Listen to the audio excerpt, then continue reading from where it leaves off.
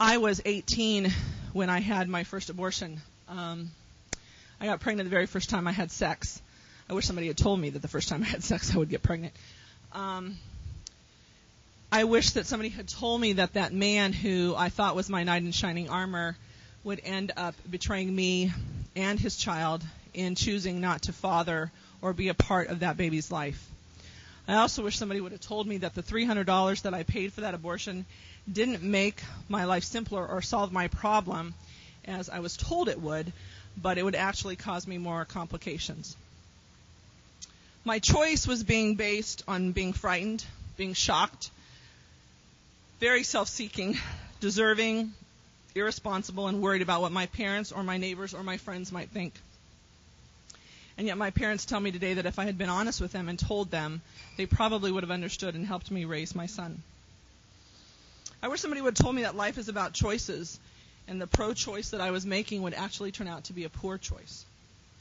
I wish somebody had told me that Planned Parenthood and family planning wouldn't know the first thing about caring for one of their patients. And I wish somebody would have told me that I could have gotten off the table when I realized it was too late or that I was making a mistake. The procedure was not like the removal of a tooth. I don't regret going to the dentist. And I wish somebody would have told me that I would have felt appalled by with myself after the procedure as I walked out the back door of the clinic.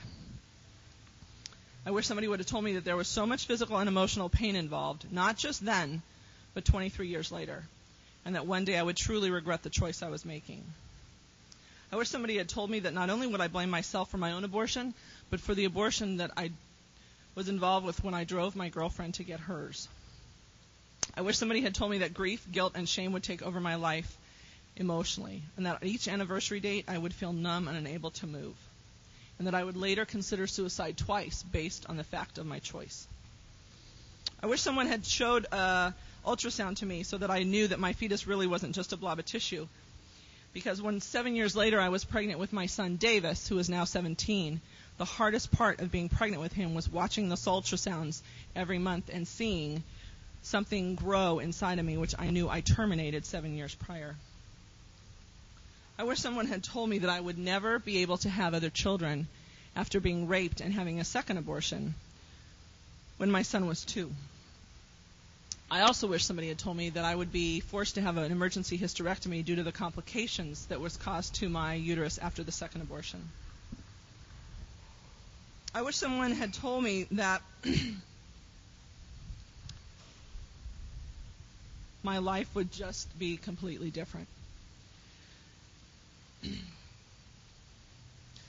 I'm glad that when I finally did admit my sin and go through a recovery program, that there was healing in Christ and that I could be forgiven for the sins that I committed.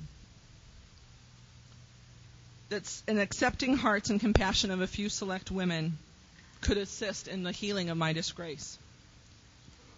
And that healing program would release me from 23 years of guilt and shame and grief.